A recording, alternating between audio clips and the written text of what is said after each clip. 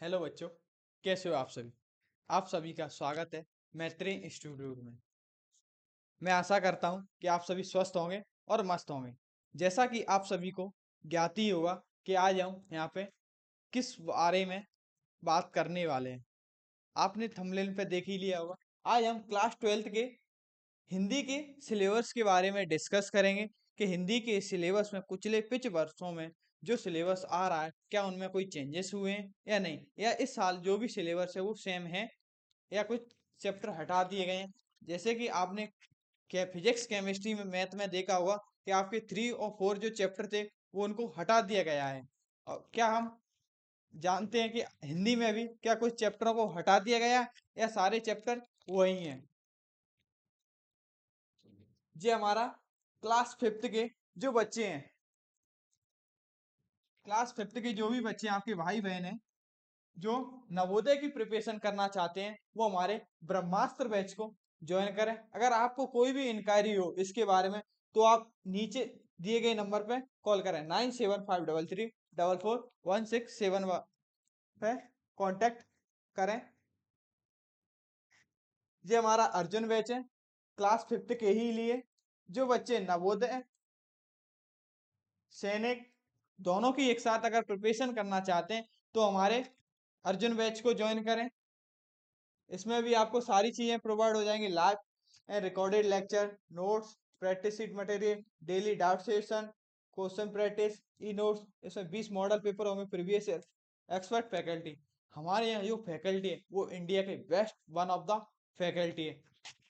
पिछले विगत वर्षों में हमारे यहाँ से कई बच्चों का सिलेक्शन हो रहा है। ये हमारा टेलीग्राम चैनल है, ज्वाइन करें। कोई भी क्लासेस होगी उससे पहले आपको इधर लिंक प्रोवाइड हो जाएगी और सारी पीडीएफ आपको इधर ही प्रोवाइड करा दी जाएंगी। ये हमारा क्लास 12th की हिंदी के लिए लक्ष्य बैच है। जो बच्चे हिंदी की प्रिपरेशन करना चाहते हैं हमारे साथ तो हमारे लक्ष्य बैच को ज्वाइन करें। इसकी फीस अभी आपको 999 999 दिखाई देगी, लेकिन अगर आप इसे 1 जुलाई से पहले अगर इस कोर्स को लेते हैं तो ये आपको 599 में प्रोवाइड हो जाएगा। इस क्लास के बाद जैसे ही आप हमारे यूट्यूब चैनल पे देखोगे तो वहां भी आपको प्रोवाइड हो जाएगा। आप हमारे प्ले स्टोर से मैत्री इंस्टीट्यूट ऐप को डाउनलोड करें। आप वहां पे जाओगे तो आपको ये फीस 599 ही दिखाई देगी। यहाँ भी आपको सारी चीजें प्रोवाइड हो जाएंगी। चलो आज सर से ही सिलेबस की जानकारी लेते हैं।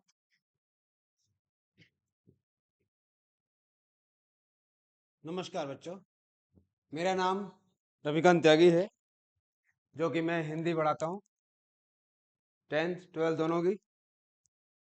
यहाँ पर हम सिलेबस के बारे में जानकारी प्राप्त करने के लिए एकत्रित हुए हैं।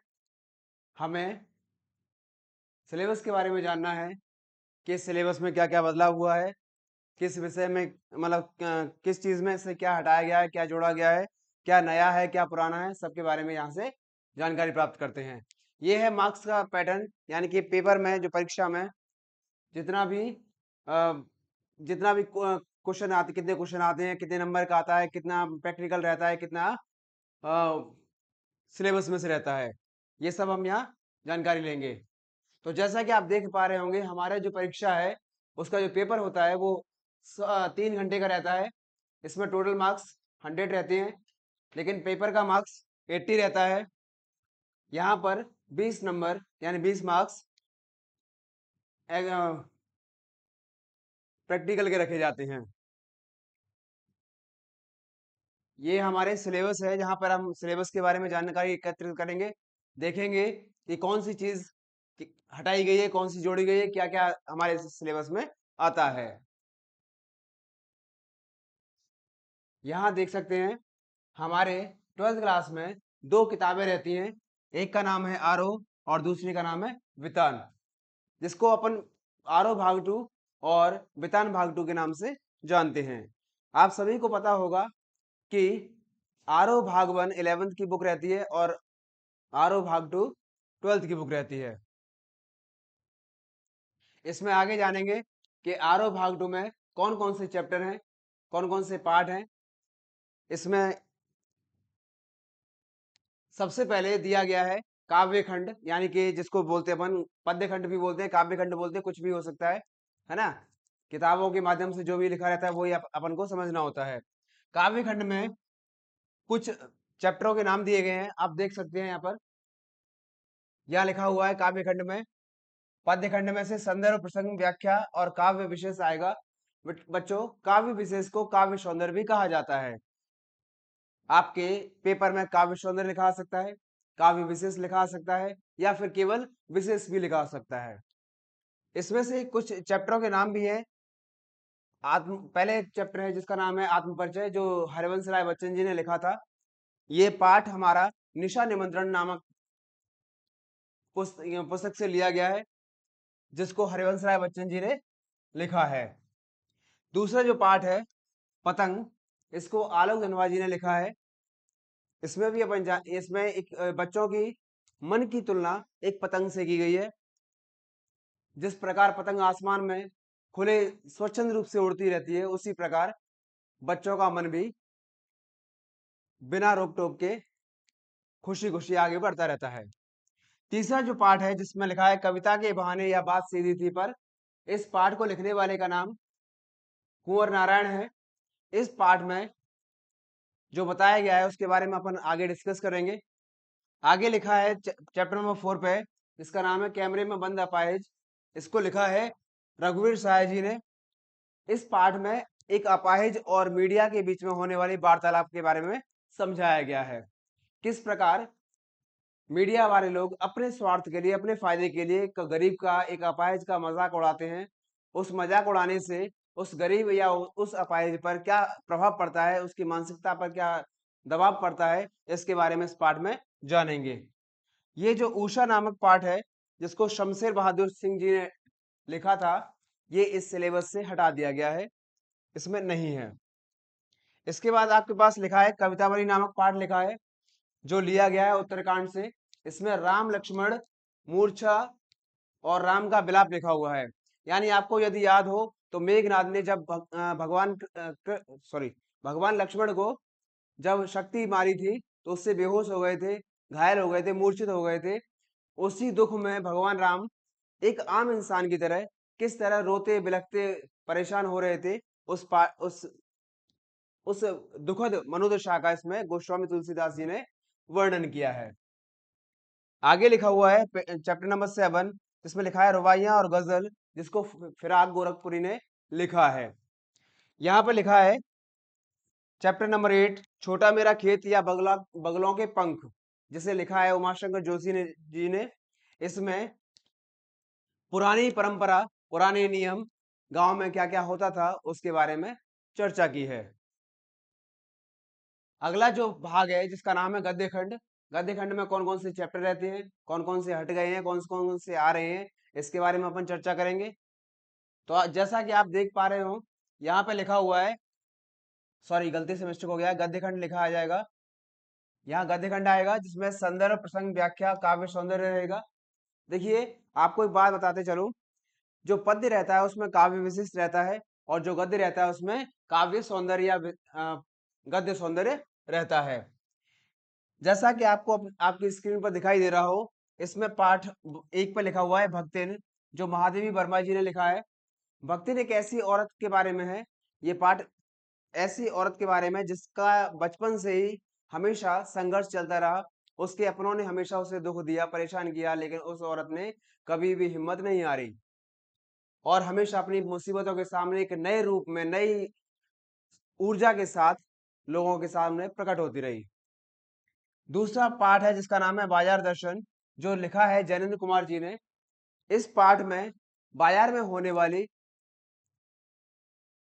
जो मतलब बाजार में जब भी अपन जाते हैं तो बाजार के आकर्षण को देखकर उसके चाल में फंस जाते हैं। हम जो भी आवश्यक सामग्री खरीदने जाते हैं उसके साथ साथ हम वो वस्तुएं भी खरीद लाते हैं जो हमारे लिए किसी काम की नहीं होती। यानी कि हम कह सकते हैं कि हमारा बजट किसी और चीज पर रहता है, लेकिन हम खरीद कुछ और लाते हैं। तो इस पाठ में जैनेन्द्र कुमार जी ने पहले ही आप हमें बताया है कि कौन कौन सी चीजों का ध्यान रखना चाहिए, जब हम बाजार जाते हैं तो हमें कौन कौन सी सावधानी रखनी चाहिए, किस चीज पर ध्यान देना चाहिए, किस चीज पर नहीं देना चाहिए। दूसरा लिखा है काले मेघा पानी दे, जिसको लिखा है धर्मवीर भारती जी ने। यह पाठ हमें वर्षात के अभाव में पड़ने वाले सूखे के बारे में बताता है, और वहाँ की जो पुराने लोगों की जो मान्यता थी भगवान को प्रसन्न करने के लिए, उनका आशीर्वाद प्राप्त करने के लिए, वो सब इस पाठ में बताया गया है। साथ ही साथ ये भी बताया गया है कि धर्मवीर भारती जी जो इस पाठ के लेखक हैं, उन्होंने किस प्रकार उस पाठ में उपस्थित पात्र जीजी के पुराने सिद्धांतों का विरोध किया है। आगे आप देख सकते हैं कि एक पाठ है जिसका नाम है पहलवान की ढोलक, जिसको लिखने वाले लेखक का नाम है फणीश्वर नाथ रेणु। आपको बता दें कि इस पाठ में एक छोटे से बच्चे के बारे में बताया गया है, जिसके बचपन में ही माता पिता गुजर जाते हैं। उसका पालन पोषण उसकी सास करती है, और वह पहलवान इसीलिए बनता है कि उसकी सास पर जो भी अत्याचार हुए थे, जितने भी उसको परेशान किया गया था, उसका बदला लेने के लिए इस पाठ में यह लड़का पहलवान बनता है। और उस पाठ में साथ में ये भी बताया गया कि ये लड़का जब पहलवान बनता है तो किसी गुरु की सहायता लिए बिना केवल एक ढोलक की आवाज पर ही अपने सारे दाव पेच सीखता है। आगे बढ़ेंगे तो इसमें लिखा है शिरीष के फूल, जिसको लिखने वाले लेखक का नाम है हजारी प्रसाद द्विवेदी जी। इस पाठ में बताया गया है कि जो पुराने लोग होते हैं या जो बड़े बड़े उच्च पदों पर होते हैं, उनको हटाने के लिए, उनको आगे मतलब नई पीढ़ी को आगे बढ़ने में और पुरानी पीढ़ी को हटाने में किस प्रकार कौन सा काम किया जाता है, और नई पीढ़ी को किस तरीके से हमें मतलब काम करना चाहिए, इसके बारे में सारी चीजें इसमें बताई गई हैं। अगला पाठ जो है, जिसका नाम है श्रम विभाजन और जाति प्रथा, जिसको लिखने वाले लेखक का नाम है डॉक्टर बाबा साहेब भीमराव अम्बेडकर। इन्होंने पुराने नियम, जाति प्रथा, जिसमें आप लोगों को पता ही होगा कि पुराने समय में छुआछूत का बड़ा नियम था, जो मतलब जिस अछूत जाति जनजाति से रहते थे, उनको कैसे तिरस्कार का सामना करना पड़ा। तो ये यहाँ पर अंबेडकर जी ने सभी को समानता देने के लिए इस पाठ को लिखा है। और इसमें साथ में ये भी बताया गया है कि इस पाठ में कि जो छुआछूत की वजह से लोगों पर जो प्रभाव पड़ता था, उनको तिरस्कार का सामना करना पड़ता था। पुराने समय में ये भी बताया गया है इस पाठ में कि जिन माता पिता पर जो जातिवाद जातिवाद जो रोजगार दिया दिया जाता था, उसके अनुसार चाहे उनके परिवार का पालन पोषण हो या ना हो, फिर भी उन्हें यही करना पड़ता था। आज के समय में हमें ये आजादी है कि हम भले ही किसी भी जाति से हों, हम अपना रोजगार स्वयं चुन सकते हैं, लेकिन इन्हें इतनी परमिशन नहीं थी। आपको साथ ही साथ बताता चलूं कि इसमें से 2 चैप्टर हटा दिए गए हैं, जिनका नाम है, अरे यार हट ही नहीं रहा, चल रहा है। इसमें से 15 चैप्टर और 16 चैप्टर नामक जो पार्ट हैं, इसमें हटा दिए गए हैं। केवल अब इस समय 6 चैप्टर ही दिए गए हैं। अब आप अपन चलते हैं विज्ञान भाग 2 की ओर, जो किताब हमारी दूसरी किताब है, जिसको हम सहायक वाचन के तौर पर भी जानते हैं। इस पाठ में कौन कौन से चैप्टर हैं, किसने लिखा है, किस तरीके से ये आता है, ये दिया गया है। पहला जो पार्ट है, इसमें लिखा है सिल्वर वेडिंग, यानी ये लिखा है मनोहर श्याम जोशी जी ने। आपको बताते चलूं, ये पुरानी परंपरा, पुराने नियम और आजकल की पीढ़ी के बीच में जो संवाद चलते हैं, जिस विषय पर जो बातें चलती हैं, उस सभी बातों को इसमें समझाया गया है। जब अपन पाठ पढ़ेंगे तो हम देखेंगे कि इसमें क्या क्या चीजें आती हैं, कौन कौन सी चीजों का बहिष्कार किया जाता है, किस चीज को हटाया जाता है, किस चीज को जोड़ा जाता है। ये जो पाठ है, जूझ पाठ है, इसको लिखने वाले लेखक का नाम है आनंद यादव। ये वो लेखक थे जिन्होंने अपने जीवन में आने वाली समस्याओं का इस पाठ में वर्णन किया है। साथ ही साथ उन्होंने बताया है कि जीवन में कितनी भी कठिनाई आती रहे, फिर भी हमें उनसे डटकर मुकाबला करना चाहिए, क्योंकि अगर मुसीबतों से लड़ना नहीं सीखे तो जिंदगी में कुछ नहीं कर पाओगे। यदि मुसीबतों को देखकर घबरा गए, तो ये बेचारे जो आज आपके सामने लेखक बन के खड़े हुए हैं या दिख रहे हैं आपको, तो वो कभी जिंदगी में लेखक बन ही नहीं पाते। साथ ही साथ इस पाठ में ये लिखा है, जिसका नाम है अतीत में दबे पांव, यानी इस पाठ को हड़प्पा संस्कृति और मोहनजोदड़ो की संस्कृति से लिया गया है, और जिसको लिखने वाले लेखक का नाम है ओम थानवी, जिन्होंने बताया है कि पुराने समय में कितनी कितनी सुविधाएं थी, क्या वो सुविधाएं, वो पद्धति, वो शिक्षा नीति क्या आज भी हमारे इस देश में है या नहीं है। यहाँ पर हम चलते हैं एक महत्वपूर्ण विषय की ओर, जिसका नाम है अभिव्यक्ति और माध्यम। ये पाठ का, ये हमारी विषय का सबसे महत्वपूर्ण भाग होता है। इसमें हमें बहुत सारी बातों के बारे में जानकारी दी जाती है। जैसा कि आप सभी देख पाते हैं, इस पाठ में सबसे पहले आलेख दिया गया है, यानी कि आप अपनी बात को किस तरीके से लिखकर सामने वाले को दिखा सकते हो, आपकी भाषा शैली कैसी होती है, इसके बारे में इस पाठ में सीखेंगे। दूसरा है इसमें रेडियो, यानी हमें रेडियो से कौन कौन सी सुविधाएं मिलती थी, कौन कौन सा नुकसान होता था, क्या हमारे लिए फायदेमंद था, क्या नुकसानदायक था, इसके बारे में भी इस पाठ में बताया जाएगा।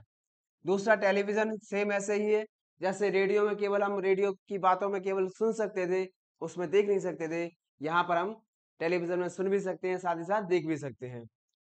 अगला है इंटरनेट। आप लोग सभी जानते हैं कि इंटरनेट का आजकल इस दुनिया में कितना प्रभाव है, हर जगह इंटरनेट की ही धूम है। जहां भी जाओ, जिधर भी देखो, कहीं भी कोई भी कार्यालय हो, कोई भी बैंक हो, कोई भी ऑफिस हो, बिना इंटरनेट के वहां पर कुछ नहीं होता। तो इस पार्ट में हम इंटरनेट से होने वाले फायदे और नुकसान दोनों के बारे में जानेंगे। अगला जो लिखा है फीचर नामक पार्ट है। ये फीचर आपको बता दूं, फीचर मतलब होता है किसी भी चीज की क्या पद्धति है, क्या शैली है, किस तरीके से वो काम करता है, सब इसमें बताया जाएगा। जब हम पढ़ेंगे तो इसके बारे में अच्छी तरह से और जानेंगे। इसके बाद लिखा है प्रिंट। प्रिंट मतलब होता है छपाई, जिसको अपन छपाई मुद्रित योजना भी कह सकते हैं, मुद्रित प्रणाली भी कह सकते हैं। इसमें यह बताया जाएगा कि छपाई मतलब छपी हुई चीजों से लोगों को लाभ भी है, नुकसान भी है, क्या नुकसान है क्या लाभ है, इसके बारे में अपन जानकारी लेंगे। इसमें और भी चीजें रहती है, जैसे जनसंचार माध्यम, जन सूचना माध्यम, लोगों तक अपनी बातें कैसे पहुंचा दे रहे हैं, कैसे उनके सामने अपनी बातों को रखा जाता है, सब इसमें सिखाया जाएगा पूरा। अगला है मीडिया। मीडिया आप सभी जानते होंगे कि जिस प्रकार इंटरनेट पर हम लोग सोशल मीडिया का प्रयोग करते हैं, फेसबुक, व्हाट्सएप, इंस्टाग्राम, टेलीग्राम, सारी चीजों को जो चीजें इसमें बताई जाएंगी, सारी चीजों के बारे में इस मीडिया में हमें जानकारी मिलेगी।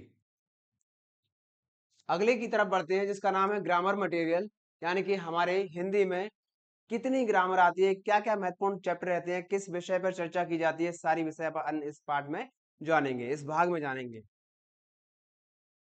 जैसा कि आप सभी देख सकते हैं, पहला लिखा हुआ है काव्य परिचय और काव्य गुण। काव्य मतलब होता है कविताएं। कविताओं में कौन कौन सी चीजों का काम, मतलब कौन कौन सी विषय पर बात की जाती है, जैसे महाकाव्य होता है, प्रबंध काव्य होता है, खंड काव्य होता है, या फिर अपन कह सकते हैं कि मुक्त काव्य होता है, क्या काव्य के कितने प्रकार होते हैं, सारी विषयों के बारे में इसमें बताया जाएगा। साथ ही साथ ये भी बताया जाएगा कि काव्य के कौन कौन से गुण होते हैं, किस गुण पर काव्य काम करता है, यानी कि हम कैसे कविताओं को पढ़ने से हमारे मन में कौन कौन से भाव जागृत होते हैं, किस तरीके से विचार आते हैं, सब इस पाठ में अपन सीखेंगे। अगला जो पाठ है, जिसका नाम है रस परिचय। ज्यादातर बच्चे रस क्या कहते हैं, रस मतलब मौसमी का रस, गन्ने का रस, या कुछ भी रस, लेकिन रस का मतलब होता है आनंद, यानी किसी भी विषय को पढ़ने के पश्चात आपके मन में किस तरह की भाव आते हैं, किस तरह की फीलिंग आती है। अ, कहने का मतलब यह है कि आपके मन में उठने वाले प्रत्येक भाव, चाहे वो दुख का हो, सुख का हो, डर का हो, आश्चर्य का हो, सभी जो भाव जागृत होते हैं उन्हें सभी को हम रस कहते हैं। इस पाठ में हम रस का पूरा वृत्तांत पढ़ेंगे और जानेंगे रस वास्तव में होता क्या है, क्योंकि आजकल किसी बच्चे से अगर पूछा जाए तो रस के बारे में जब भी चर्चा की जाती है, रस को हंसी मजाक में उड़ा दिया जाता है, लेकिन ये अपने आप में एक इतना बड़ा चैप्टर है जिसमें हमें बहुत सारी जानकारी प्राप्त होगी। अगला लिखा है उपसर्ग और प्रत्यय। तो आप सभी जानते ही होंगे उपसर्ग क्या होता है, प्रत्यय क्या होता है। उपसर्ग अर्थात जो आगे जोड़ा जाता है शब्द के, और प्रत्यय मतलब जो पीछे जोड़ा जाता है। इसके बारे में पूर्ण चर्चा अपन अगले, मतलब जैसे जैसे अपन पढ़ते जाएंगे वैसे वैसे इसके बारे में चर्चा करते जाएंगे। यहाँ लिखा है अलंकार। आप सभी जानते हो अलंकार क्या होता है। अलंकार मतलब होता है सुंदरता का साधन। जिस प्रकार स्त्रियों की शोभा आभूषणों से बढ़ती है, उसी प्रकार कविताओं की शोभा अलंकारों से बढ़ती है। यदि यदि किसी काव्य में अलंकार ना हो तो उस काव्य को पढ़ने, यानी उस कविता को पढ़ने में हमें कोई आनंद नहीं आएगा। अगला लिखा है अनेकार्थी शब्द। अनेकार्थी जानते हो कि एक शब्द के जितने अर्थ होते हैं उन्हें अनेकार्थी कहते हैं। इस पार्ट में हम उनके बारे में और भी चर्चा करेंगे, क्योंकि यहाँ पर अपन को केवल शॉर्टकट में बताना होता है ना। तो हम इसके बारे में पूर्ण चर्चा करेंगे जब ग्रामर को पूरा पढ़ेंगे। आगे अपन देख सकते हैं छंद लिखा हुआ है, छंद के बारे में भी चर्चा करेंगे। ये छंद है जिसमें अपन दोहा, सोरठा, चौपाई, उल्लाला, रोला, कुंडलियां, मतलब बहुत सारी विषय होती है, उसके बारे में भी अपन बहुत अच्छी तरह से जानेंगे। अगला जो लिखा हुआ है जिसको बेटा बोलते हैं अनुच्छेद लेखन। अनुच्छेद का मतलब होता है किसी विषय पर आपको कम से कम 10 शब्द लिखने होते हैं, उसे अपन अनुच्छेद कहते हैं। अनुच्छेद दो तरीके से आते हैं, एक तो अनसीन के तौर पे आता है, एक उसके टॉपिक के बारे में विषय पे लिखना आता है। यानी जैसे अपन किसी भी कंपटीशन में पार्टिसिपेट करते हैं तो वहां पर हमें एक टॉपिक दिया था कि जाओ बच्चों इस पर हमें 10 पॉइंट या 12 पॉइंट लिखना होता है। बस फर्क इतना सा है कि अनुच्छेद जब लिखेंगे तो उसमें पॉइंट ना लिखते हुए उसे एक पैराग्राफ के रूप में लिख देते हैं। अगला आपके सामने लिखा हुआ है जिसका नाम है गद्य साहित्य। गद्य साहित्य में जैसे आप जानते हो निबंध, नाटक, एकांकी, उपन्यास, कहानी, संस्मरण, जीवनी, रेखा चित्र वगैरह आते हैं। इसका जन्म कब हुआ, इसकी खोज किसने की, इसे किसने बनाया, सारी विषय के बारे में अपन इसमें पढ़ेंगे। आगे लिखा है भाव पल्लवन। जैसे जिस प्रकार से अनुच्छेद होता है उसी ठीक प्रकार से भाव पल्लवन भी काम करता है। बस फर्क इतना सा है कि इसे एक पैराग्राफ में लिखना पड़ता है और इसे कम से कम 3 या 4 लाइनों में खत्म करना पड़ता है। लेकिन कहते हैं कि इसका संक्षिप्त रूप यानी अनुच्छेद का संक्षिप्त रूप ही भाव पल्लवन कहलाता है। इसमें क्या करना पड़ता है, इसमें अपनी जो भी बातें होती हैं, जो भी विचार होते हैं, उसे एक संक्षिप्त रूप देना पड़ता है। इसमें किसी भी बात को बार बार दोहराया नहीं जाता। जो बात कह दी गई वो केवल एक ही बार बताई जाएगी, दूसरी बार नहीं बताई जाएगी। आगे लिखा है पद्य साहित्य, यानी कि कविताओं को लिखने के लिए किस किस विषय का प्रयोग करते हैं, जैसे छायावादी, प्रगतिवादी, प्रयोगवादी, हर तरह की बातों के बारे में इस पाठ में अपन चर्चा करेंगे। अगला लिखा है सार संक्षेपण।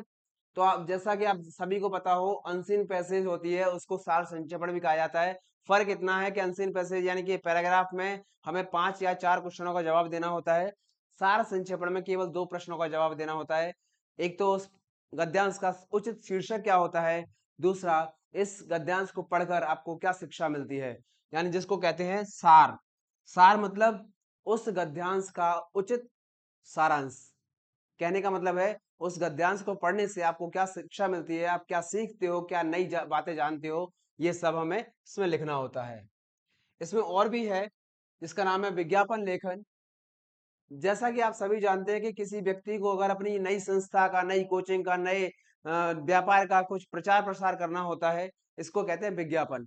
यानी कि अपन किसी भी विषय के बारे में, किसी भी दुकान के बारे में, किसी रोजगार के बारे में अपनी पैम्पलेट्स जहां जहां बांटते हैं, यानी कि एक सामान्य शब्दों में कह सकते हैं कि प्रचार करना ही विज्ञापन कहलाता है। आपने टेलीविजन, टीवी वगैरह पे देखा होगा कि हर एक्टर को किसी न किसी टॉपिक पर, किसी भी न किसी विषय पर एक विज्ञापन करने के लिए पैसे मिलते हैं। आगे लिखा है भाषा बोध एवं बोली। यानी इस पाठ में हम जानेंगे कि हमारी कौन कौन सी भाषाएं होती हैं, इस भाषा बोध में किस भाषा के बारे में चर्चा करनी होती है, किस भाषा के बारे में बात करनी होती है, और साथ ही साथ हमारे राज्य में कौन कौन सी बोली का इस्तेमाल किया जाता है, सब कुछ इसमें पढ़ेंगे। बहुत सारा मटेरियल है ग्रामर पढ़ने के लिए बेटा, बस फर्क इतना है कि पढ़ाने वाला और पढ़ने वाला अच्छा होना चाहिए, ध्यान होना चाहिए, सब जानकारी होनी चाहिए, तो बहुत इजी भी बन जाती है। आगे बेटा लिखा है संवाद लेखन लिखा है। संवाद लेखन का तात्पर्य होता है दो लोगों के बीच की बातें।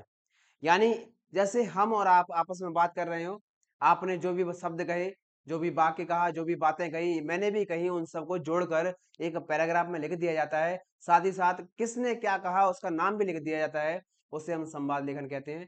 कह सकते हैं कि दो लोगों के आपस में दो लोगों के बीच में जो बातें की जाती है उसी को संवाद कहा जाता है। अगले में देखेंगे बेटा वाक्य वाक्य परिचय लिखा हुआ है। आप सभी जानते हैं वाक्य क्या होता है, यानी कि कह सकते हैं कि शब्दों को क्रमबद्ध तरीके से लिखना, यानी कि शब्दों को सही क्रम में लिखना वाक्य कहलाता है। और वाक्य में क्या क्या चीजें होती है, जैसे सरल वाक्य होता है, संयुक्त वाक्य होता है, मिश्रित वाक्य होता है, इन सब के बारे में इस पाठ में पढ़ने वाले हैं। अगला जो चैप्टर जिसका नाम है लिखा है अपठित गद्यांश। यानी कि अपठित का मतलब होता है जिसको हमने कभी पढ़ा ही नहीं है, मतलब ऐसा गद्यांश या ऐसा सारांश जिसको हमने पहले कभी नहीं पढ़ा, केवल हमें उसके नीचे दिए गए प्रश्नों का जवाब देना होता है और कहीं जवाब को याद भी नहीं करना पड़ता। जवाब तो सिर्फ उसी में से देना होता है जो गद्यांश अपने सामने दिया गया है। फर्क इतना सा है कि उसको ढंग से पढ़ना है, समझना है, उसके बाद उनके प्रश्नों का उत्तर देना है। आगे लिखा है वाच्य परिवर्तन, यानी वाच्य मतलब क्रिया। क्रिया को किस तरीके से अपन प्रस्तुत कर सकते हैं लोगों के सामने। जैसे देखो, एक होता है कि कोई भी काम हो मैं स्वयं करता हूँ, दूसरा मैं किसी से करवाता हूँ, तीसरा मैं किसी काम को किसी और के माध्यम से करवाते हुए किसी और दूसरे के माध्यम से, यानी कि तीसरे व्यक्ति से करवाता हूँ। तो यानी कि वाच्य के बारे में ऐसा ही है, इसमें क्या है, क्रियाओं को बदल बदल कर लोगों से किया जाता है। अगला लिखा है अपठित पद्यांश। तो जिस प्रकार से गद्यांश यानी कि स्टोरी रहती है, स्टोरी में से 5 या 4 प्रश्नों का जवाब देना होता है, ऐसे ही पद्यांश रहता है। पद्यांश में 4 लाइनें कविता की लिखी रहती हैं, कविताओं के नीचे 4 प्रश्न लिखे रहते हैं, उन चारों प्रश्नों का जवाब इसमें से देना होता है, किंतु एक प्रश्न व्याकरण में से आता है। ठीक है, ध्यान रखना इस बात का। अगला लिखा है जिसमें लिखा है निपात शब्द और शब्द बोध, शब्द भेद, सॉरी। यानी निपात शब्द मतलब क्या होता है, निपात शब्द वे शब्द होते हैं जब अपन कोई बात करते हैं, किसी व्यक्ति को अपनी बात करनी है और सामने वाले को यह भी बताना है कि हम किस बात पर विषय विशेष जोर दे रहे हैं, बल दे रहे हैं। तो जिन शब्दों का प्रयोग हम किसी बात को विशेष रखने के लिए, किसी बल देने के लिए प्रयोग करते हैं, उन्हें हम निपात शब्द कहते हैं। और निपात शब्द में शब्दों के भेद भी दिए गए हैं, यानी शब्द कितने प्रकार के होते हैं। जैसे शब्दों में क्रिया, कर्म सब आ जाता है, तो अपन इसके बारे में चर्चा भी करेंगे पूरे में। अगला जो चैप्टर है जिसका नाम है शब्द युग्म। जैसा कि आप सभी जानते हैं शब्द युग्म क्या होता है। शब्द युग्म मतलब शब्दों का जोड़ा। देखने में दो शब्द एक जैसे लगते हैं, कहीं छोटी की मात्रा, कहीं बड़ी की मात्रा, कभी छोटे ऊ की मात्रा, या मतलब शब्द का उच्चारण एक समान हो लेकिन अर्थ हमेशा अलग अलग हो, उसे हम शब्द युग्म कहते हैं। शब्द युग्म वो भी होता है, जैसे कहा ना, कभी कभी अपन जल्दबाजी में कह देते हैं, क्या खाना वाना खाओगे, चाय वाय पियोगे, अच्छा मैं आपके लिए पानी वानी ले आऊं। तो पानी वानी, खाना वाना जो शब्द हैं उन्हें शब्द युग्म कहते हैं, यानी कि शब्दों का जोड़ा बताने वाले शब्दों को शब्द युग्म कहते हैं। आगे लिखा हुआ है शब्द शक्ति। इसका तात्पर्य है किसी विशेष बात पर चिंता व्यक्त करना, उसके बारे में गहराई से बताना, या कह सकते हैं कि शब्दों के गुणों को प्रकट करना शब्द शक्ति कहलाता है, जिसमें शब्द के माध्यम से हम पूरी बात को समझ जाएं। कहने का मतलब है एक वाक्य में ही हमें पूरा सब कुछ समझ में आ जाए, उसे हम शब्द शक्ति कहते हैं। अगला जो चैप्टर है जिसका नाम है विलोम शब्द। विलोम मतलब होता है विपरीतार्थी। कहने का मतलब है यदि हम मान के चले भाई बहन, माता पिता, लाभ हानि, मित्र शत्रु, ये सब क्या है, ये शब्द विलोम शब्द हैं। विलोम मतलब एक दूसरे के अपोजिट, कह सकते हैं कि एक दूसरे के दुश्मन। जब कोई हमारे विरोध में खड़ा हो जाता है तो उसे हम विलोम या विपरीत बोल देते हैं। अगला शब्द लिखा है पर्यायवाची। बच्चों, पर्यायवाची शब्द का मतलब होता है समानार्थी, यानी कि शब्द एक अनेक लेकिन अर्थ एक। हमने लिखा कमल, जलज, पंकज, शब्द अलग अलग थे लेकिन मीनिंग केवल एक था, और उन्हीं शब्दों को हम पर्यायवाची शब्द कहते हैं। अगला लिखा है मुहावरे। मुहावरे का मतलब है हम किसी भी बात को कम शब्दों में लोगों तक पहुंचा दें, अर्थात कहने का मतलब है पूरा वाक्य भी नहीं होता, केवल 2 या 3 शब्दों का खेल रहता है, 3 शब्दों में हम लोगों को अपनी बात, अपने मन के भाव उनके सामने प्रकट कर दें, उन्हें समझा दें, उन्हें हम मुहावरे कहते हैं। आपने कभी देखा होगा कि किसी ने कहा हो अंगूठा दिखाना, आंख दिखाना, नाक कटना, कलेजे पर सांप लौटना। तो इन छोटे छोटे शब्दों के माध्यम से लोगों को हम अपने मन की बात कह देते हैं और वो समझ भी जाते हैं, उसे हम क्या कहते हैं, मुहावरे कहते हैं। अगला लिखा है बेटा पत्र लेखन। मतलब जिसमें पत्र लिखना होता है लोगों के सामने। हालांकि आपको पता है आजकल तो टेक्नोलॉजी का जमाना है, कोई पत्र नहीं लिखता, लेकिन पहले के समय में पत्र बहुत महत्वपूर्ण थे। पत्र 2 तरीके से होते हैं, औपचारिक और अनौपचारिक। औपचारिक और अनौपचारिक में अंतर बता देता हूं। किसी अधिकारी के लिए विशेष निवेदन करने के लिए पत्र लिखा जाता है, उसे औपचारिक पत्र कहते हैं। और अपने परिवार, भाई बंधु मित्र जनों के लिए जो पत्र लिखते हैं उसे अनौपचारिक पत्र कहते हैं। आप सभी जानते ही होंगे, औपचारिक पत्र में हमेशा सविनय नम्र निवेदन शब्द का प्रयोग किया जाता है, लेकिन दूसरी तरफ अनौपचारिक पत्रों में हम कुशल मंगल शब्द जैसे शब्दों का प्रयोग करते हैं।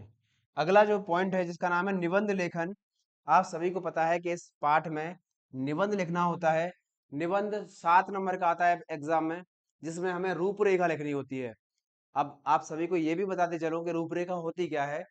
तो यानी जिस निबंध के टॉपिक का जो शॉर्ट भाग रहता है, जैसे होता है प्रस्तावना, उपसंहार, या उसके बारे में जैसे कोई चर्चा, किसी विषय बिंदु पर चर्चा करनी होती है, तो जो विषय बिंदु रहते हैं उनको हम रूपरेखा कहते हैं।